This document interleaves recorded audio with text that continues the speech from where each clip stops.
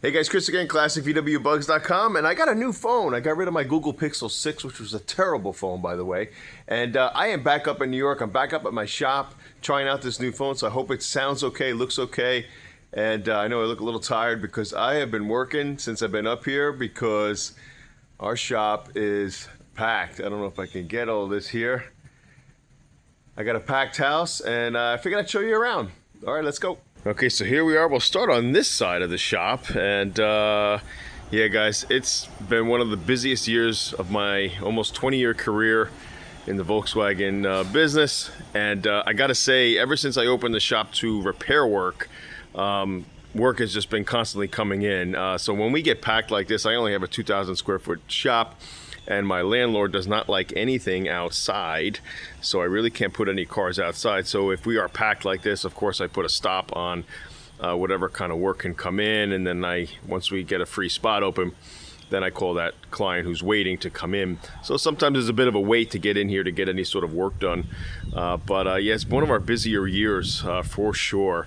And so I had to take kind of an emergency flight up here to get helping my guys. And gosh, anyone who wants to come in and help us out, you are more than welcome to. I'd love to see anybody who's out there who's just got some time, you want to tinker, and you want to get a little pay, hey, hit me up. We could always use the help. So, but starting over here, I don't know if you guys know, but I did pick up a 1965 Carmen Ghia convertible. This was a good friend of mine, Vince Vespi. I did a couple videos on him. He was the original owner to this car, and I had to grab this car. And the family was pretty happy that I bought it too, because he was like a grandfather figure to me, a mentor, just a great guy. I miss him dearly. I lost him a couple of years ago, and we went to a lot of shows together. He toured the country, 2 honeymoons in this car, cross country, with his wife when he bought the car in '65, and he had it restored about 20 years ago. We've gone to concours car shows together. And he went all the way down to Guatemala with this car. Go figure, huh? And just an amazing guy. I called him the Dos Equis man because he was the most interesting man in the world. He's been all over the world, this fella. So I was honored to buy this car and kind of keep it somewhat in the family. That kind of thing, you know. So I'm only the second owner on this car, and it's just a gem of a car. So when I come up here to New York, I got something to drive, you know. And then on this angle over here in this corner, 67 Savannah Beige. I just picked up recently, a few months ago actually. A fellow called me out of Virginia. He was losing storage space and he had to get rid of this car. And I do love Savannah Beige. I had, if you guys remember, a bunch of years ago, I did a Savannah Beige with my own two-tone, burgundy interior with beige tweed. You can look that up. I'm thinking I want to do the same thing with this because I really miss that car. I named that car Cappy, short for cappuccino. And I missed that car and I sold it, and I'd love to have that back. But I found this one and its numbers matching, really rock solid. The only rust that's on it is in the rear wheel well section, the rear shock tower area, back down in here. But yeah, that's easily fixed. So they sell those panels. But other than that, the heater channels and floors and everything are pretty good. I mean, we'll media blast all this stuff down to bare metal, and if there's anything that does need to be fixed, we'll fix all that. But other than that, I mean, pretty damn good. So I'm looking to jump on this thing. And then of course this is the 70 Cobalt Blue that we have for sale. So if anybody is interested in this car, we are selling it for a client. Really cool car. We did the interior on this car. We didn't do the paint. So brand new off-white interior, off-white door panels, brand new carpet, and of course brand new headliner, which is what I love to work on. Very cool car. 1600 single port engine. Love the 70 engine. This is, I think, a great year, and they boogie. Here's another 67 for a client that we're working on. 67 sunroof. And man, I busted my butt yesterday on this to try to fix his doors. His window regulators were bad. So of course he bought a brand new window regulator. So I don't know where he bought it from, but the original window regulator to me seemed okay, and we were able to straighten it out and it seemed to work, but he wanted to use the new one.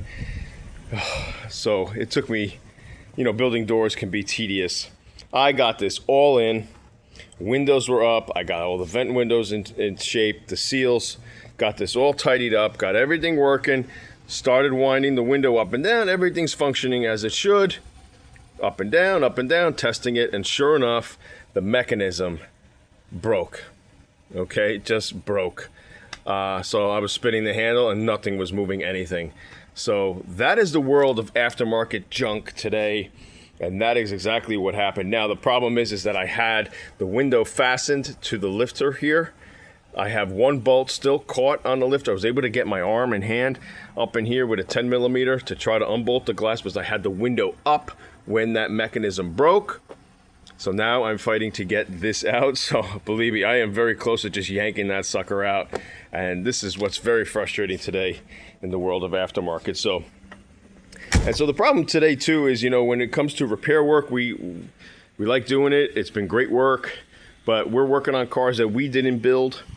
So what happens with that is you're getting a car 50, 60 years old. It's been in with different hands. Different people have been working on it. So the wiring harnesses are kind of patched up. A lot of things are patched together. There's backyard jobs on these cars, which is totally cool. But, you know, we're diving into somebody else's work, and sometimes you run into issues. So that's the downside with repair work. And I do have to try to tell my clients that, look, these are old cars. A lot of times we dive into things and we open up Pandora's box and it just keeps going. So got to be understandable with these cars. They are old, they are not new, and we are dealing with years now of aftermarket parts that are failing. So this car in particular, 68 Carmen Ghia. This guy's been back a few times to our shop. He kept blowing fuses in this car, and we kept having to change the flasher box in the car. And it's because, you know, the wiring harness is kind of a rat's nest.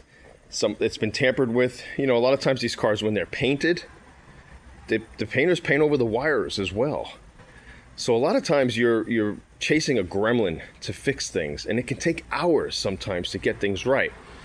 Sometimes, I know it might sound daunting and overwhelming to some clients, it would probably be better if we ripped out that old harness and got a brand new harness.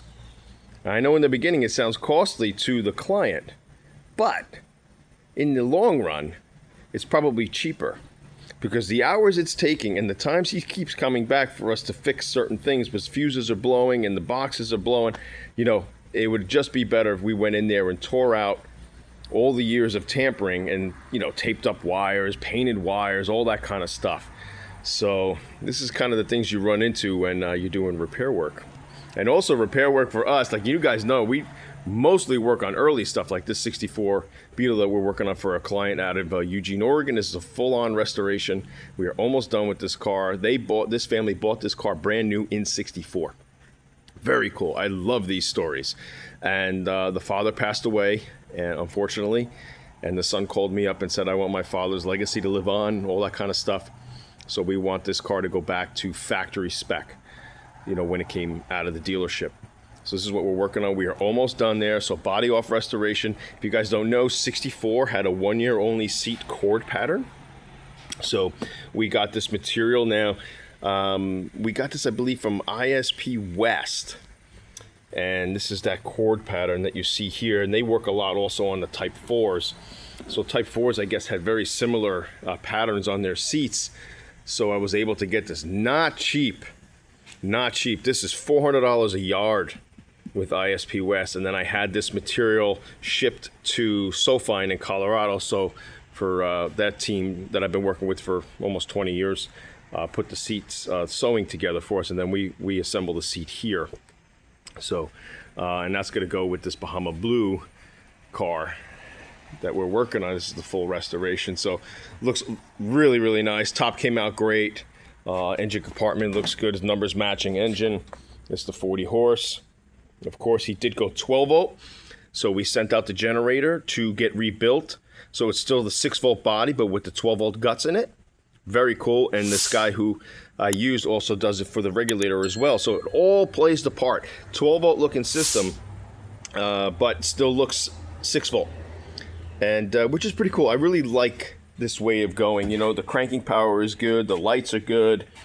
You know, everything just kind of works better with 12 volt, but at least it all looks like a 6 volt system still. So, and yes, why is the door off? Yeah, we're making a jolly car out of this, right, guys? We're going to make it a jolly now. No, when you're tight in your shop and you got a lot of work going on and you got a lot of tools around, sure enough, every now and then you get a dinger. We open the door and boom, you get dinged. So the door got dinged a little bit. I had to take the door off, send it over to my painter to get painted and fixed up. So, but coming out excellent. I'm really impressed. The interior pattern is all growing on me. So I do like this car very much. I'm hoping to get driving soon with this and start putting the 300 to 500 miles on it to break it in. So, and then we come over here. So again, these are late models. Now you guys know I rarely work on the late models, but when you open the door to repair work, you know, we're getting these late model fuel injected Beetles, a lot of 75 and later Beetles coming in. And yeah, they could be a pain in the butt to work on. Those injectors get all gummed up, and you know, there's a lot more electrical know-how you need to have in your disposal. You know, you got to have a good knowledge to work on these. And especially when these cars sit for a while and not running for a while, the fuel injection can be a little more tedious to get going than the standard carb engine. So, but these are what, you know, what's in the generation coming up. This is what people have now. It's very rare now to find these earlier models to come in for repair work. So a lot of it's the 70s models, these Super Beetles, with, you know, with the McPherson strut front end and fuel injection. So we're working on these for clients. So, you know, and again, they've been worked on by other people. So a lot of times things are just haphazardly put together, and we're chasing a lot of gremlins and things, and it could be time consuming. So these later models, they're a little more involved, you know, so you just got to prepare for that. And then we got another 72 Super we're working on here. This guy does want a convertible top eventually, so I got to do tops. Doing tops today, guys, like something like this has gotten very costly. The materials alone for a convertible top on a Beetle these days could run you $4 or $5 grand, maybe even sometimes $6 grand just in material. And then the labor to put them together, because a lot of times when you get the wood kit in for these cars, you might spend $1,200, $1,500 on a wood kit, $1,000, depending on what year you have. And when you get that wood in to try to shape it to the frame of your convertible top, of course the wood doesn't fit right. So we're sometimes days, maybe weeks, shaping the wood, belt sanding and filing the wood to get it to fit right. And I have a video on that 70 convertible that we worked on, that whole you know, documentary series that I did, and you see us working on the wood, and it's on and off and on and off. So very time consuming. Convertible tops can get up into the 8, 9, 10 grand, 12 grand, 15 grand sometimes to do a convertible top, depending on how bad the top frame is, how bad, you know, the shaping of the wood has to be performed, and the materials you want to use. So it's gotten very costly, and yeah, not like what it used to be, you know, just a few grand to do a top. So this guy's gonna eventually want this top, but I told him, you know, it takes a good 8 to 12 weeks to get materials in. I use Sofine, so why don't you just enjoy the car the way it is right now for the summer, and then come back in the winter time, and we'll do it during the winter. But we are doing his seat upholstery, and we're working on his vent windows, his vent window frames. We're all kind of shabby. The threads for the outside mirrors were stripped, so we just, sometimes it's just better to get the whole brand new frame, a nicer frame. It's got good threads on it. My guy in Connecticut, Bug City, Dave, he's been hoarding stuff for many, many years, so he was able to find us a good set of vent frames that we're putting together. So, but guys, building doors is a tedious operation. I usually tell clients, give me a day to build one side. And sometimes I can get it done in half a day. But many times to build a door, whether it's convertible or sedan, you got to give yourself at least a day. If you're not privy to it, you're not, you know, a good builder, and it's just like your first time doing it, you got to give yourself some time, and you need to take a breather, especially if it's a hot day out. I was sweating yesterday. I was dripping building that door on that 67, and they could be a real pain in the butt to do. So give yourself some time to do that. So, and then we have another fella here, 77 Beetle. He took out an engine that was not running right, and then we got a brand new rebuilt engine for him.